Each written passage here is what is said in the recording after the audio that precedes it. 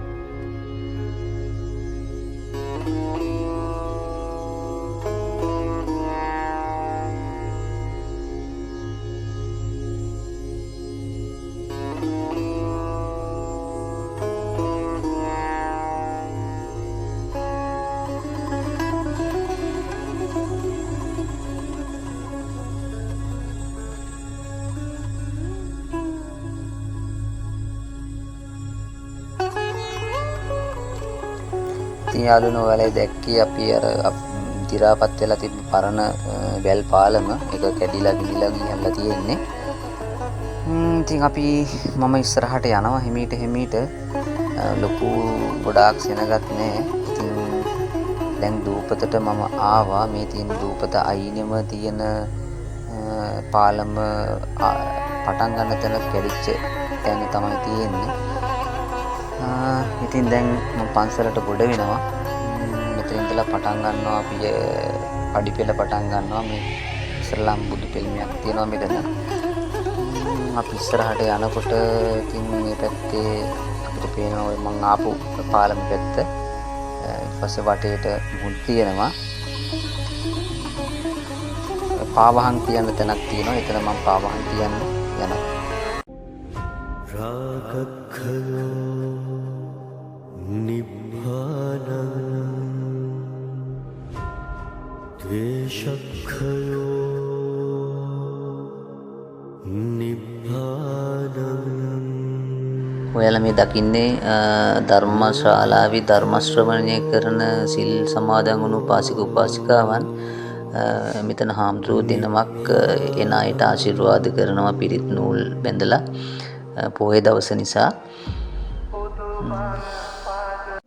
ඉතින් ඔයාලා අර කලින් දැක්කේ මම මිලදී ගත්ත ටිකට් පතක්. ඒ කියන්නේ අර දි รา පත් වෙලා කැඩුණු වැල් පාලම අලුත් එළියා කරන්න ආධාර එකතු කරන තැනක් තිබ්බා. එතනින් මම ටිකට් එකක් මිලදී ගත්තා ආධාරයක් වශයෙන්. ඊට පස්සේ පඩිපෙළ නැගලා උඩට යන්නේ අත්‍ය තියෙන තැනට තමයි මම මේ දැන් යන්නේ. ඇත්තටම මේකේ විශේෂත්වය තමයි මේ චෛත්‍ය ඇතුලේ තමයි ධාතු මන්දිරය තියෙන්නේ. අපි බලමු උඩට ගිහිල්ලා.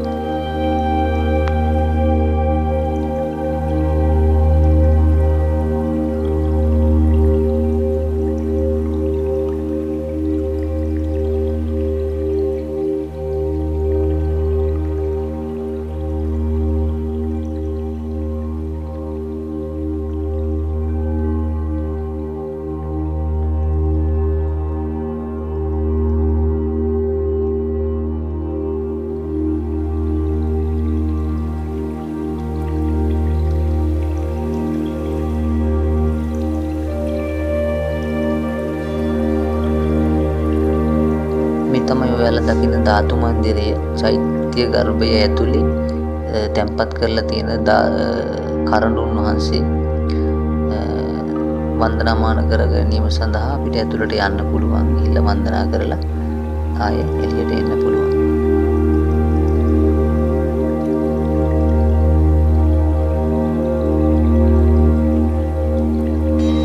ඉතින් මේ ඔයාලා දකින්නේ ඇත්තටම පේන තෙක් මානයක තියෙන්නේ වටේටම මුහුද තමයි තියෙන්නේ. ඉතින් උදේ වරුවක හවසක ලොකු අවසරක් දැනෙන්නේ නැහැ. ඉතින් හරි සුන්දරයි. වටේටම මුහුද තියෙන නිසා විඩාවක් දැනෙන්නේ නැහැ. මේ තියෙන චෛත්‍ය වටේට අලංකාර චිත්‍ර නිර්මාණය කරලා තියෙනවා. ඒවා තමයි මේ ඔයාලා මේ දැක්කේ.